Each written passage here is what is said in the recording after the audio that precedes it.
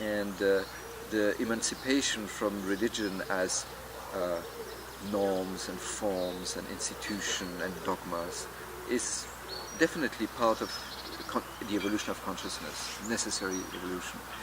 But in the West we have gone, I believe, a step too far, reducing our human nature to mere material dimension of our humanity, so the physical needs, the material needs, and the whole of development being concentrated on material needs, physical needs, and we also feel the limits of that. But on the other hand, the latest research, for instance in the field of neuroscience, psychology, sociology and so on, show that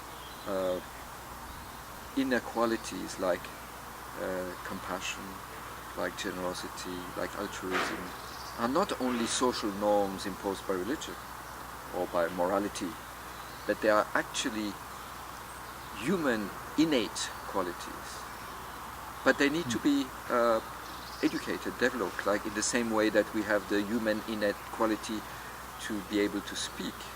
For a child to learn how to speak, he needs an environment where people speak to him, with him, and therefore he can, manifest this innate quality. In the same way, compassion, generosity, kindness, altruism are innate qualities, which doesn't mean that they don't need to be educated. This sounds very sympathetic, and it's also very pleasurable, but on the other hand, coming back to normal society and meeting sort of hardcore an economist, there's a sense that this sort of all will be blown away into facts and figures. Where is the science behind all this? Is it just some wonderful philosophy? Or is there real science behind it?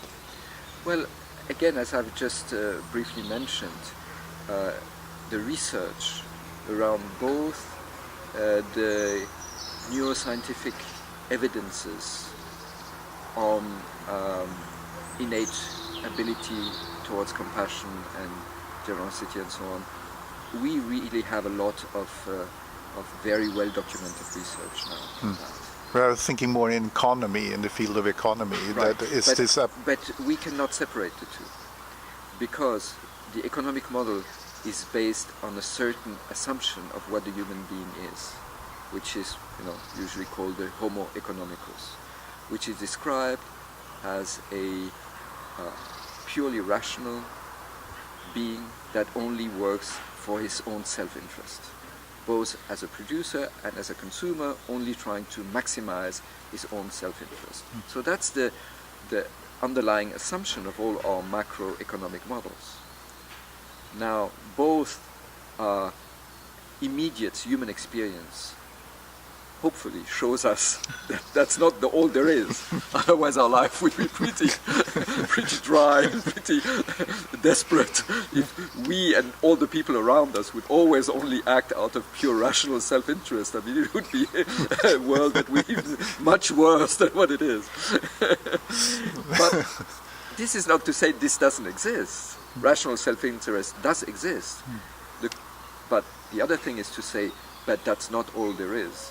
And these other aspects are innate to human nature and can be further cultivated.